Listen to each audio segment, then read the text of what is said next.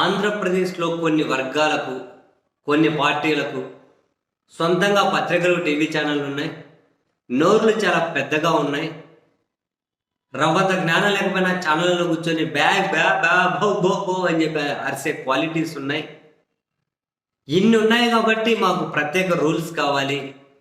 ఇన్ని ఉన్నాయి కాబట్టి మమ్మల్ని ప్రత్యేక పౌరులుగా గుర్తించాలి అని వాళ్ళ ఒక విపరీతమైన ఆటిట్యూడ్, విపరీతమైన భావనలో ఒక సెక్షన్ ఉన్నట్టుంది. సెక్షన్‌లో రాజకీయ పార్టీలు ఉన్నాయి, కొన్ని వర్గాలు, కొన్ని పత్రికలు, కొన్ని టీవీ ఛానల్, ఒక సపరేట్ వర్గం. వీళ్ళంతా ఆ ప్రత్యేక భావనలో ఉన్నట్టున్నారు, మేము ప్రత్యేకము అని.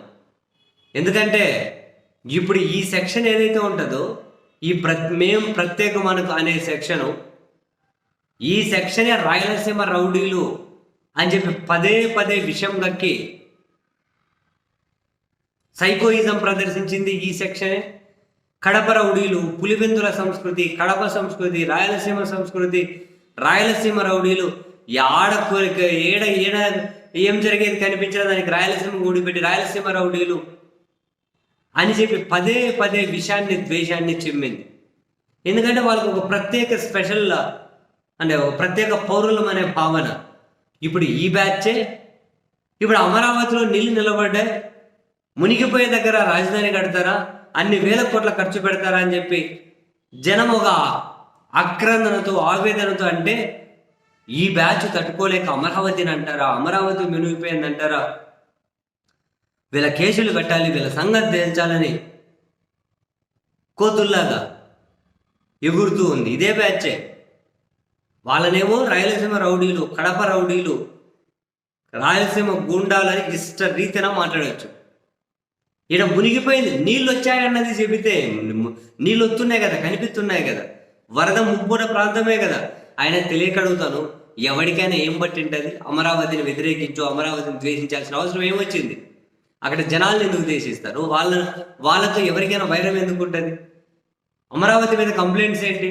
కేంద్ర ప్రభుత్వం నియమించిన ఒక కమిటీనే, ఒక కమిషన్నే వద్దని చెబుతోంది. అది అక్కడ వద్దని, అయినా కూడా అక్కడే మొదలెట్టి విచ్చలవిడిగా ఖర్చులు పెట్టి, అదేమో విపరీతమైన నీళ్లు, ఒక అడుగు ముందుకేస్తే 10 అడుగులు ఎనికిపోతుంది, నీళ్ళని తోడేస్తే మళ్ళీ నీళ్ళు వచ్చేస్తున్నాయి, వరుసగా మోటార్లను పెట్టి తోడాల్సి వస్తుంది.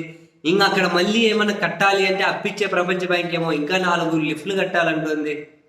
అది కట్టడానికి ఎంత డబ్బులు, ఇంత ఇబ్బంది ఎందుకు, రాష్ట్ర ప్రజల సొమ్మెందుకు ఇలా చేస్తారు అని అడగడం వీళ్ళకి పాపం అయిపోయింది.